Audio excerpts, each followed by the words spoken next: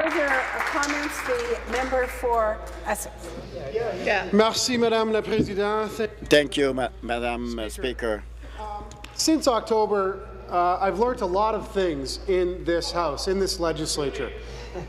But perhaps today is maybe one of the more telling learning experiences. I learned today that there is only one party in this legislature that's willing to stand up for consumers that are being faced with gas gouging in this province, and it's right here, the Ontario New Democratic Party. That's maybe the most telling thing that I've learned since October, and the proof is in the pudding. To the viewers at home, they don't want me to tell you that.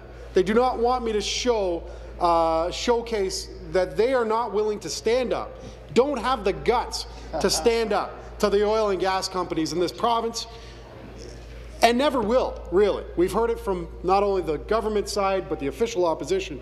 Not a backbone in their bodies to stand up once and for all. And I'll point to some history here. In 1994, guess what gas prices were? 49 cents a litre. In 2000, when the Harris government took over, it jumped to 72 cents a litre. God bless. So, you know, today in Windsor, it's about $1.28. We've heard nothing on either side of this House, the opposition or the government side, of any willingness to tackle the gouging and collusion that goes on within our international gas pricing structure. But yet here we are, the small little party that punches above its weight, no doubt, each and every day, ready to propose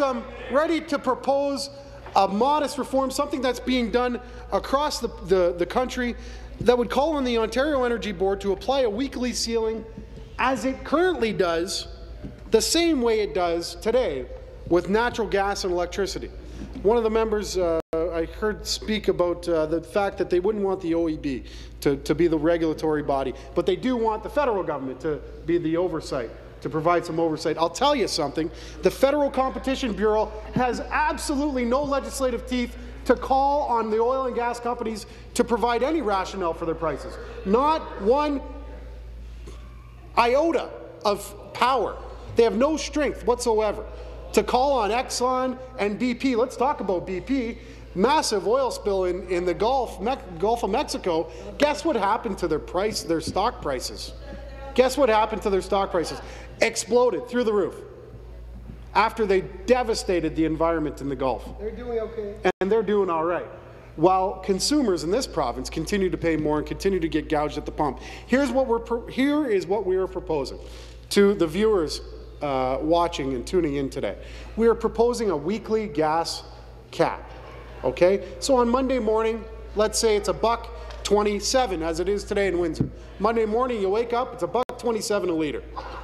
For the rest of the week, whether you're a soccer mom or a hockey dad or a grandparent who carpools with their grandkids to take them to various classes, music courses, whatever you're doing, you know the price of gas throughout the week. But here's the beautiful thing. If the price goes down, if the price goes to $1.24, then we'll take it there. But it cannot rise above that set ceiling on Monday morning. You're going to vote against that. And I'll tell you, I am looking forward to going back to my riding and letting the members of my community know that you guys are going to vote against one simple amount of fairness, something that has never been done because no one has the guts to do it. Are you scared? Can you not stand up against the oil and gas companies? Here we are, the New Democrats. We're ready to do that.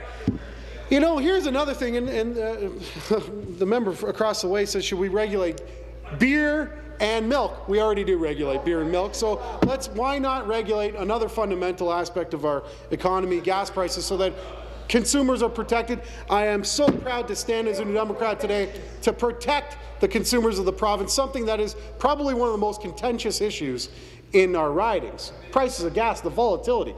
This long weekend, we know. I'll buy your next tank of gas if it doesn't go up next weekend. Mr. Zimmer, I will.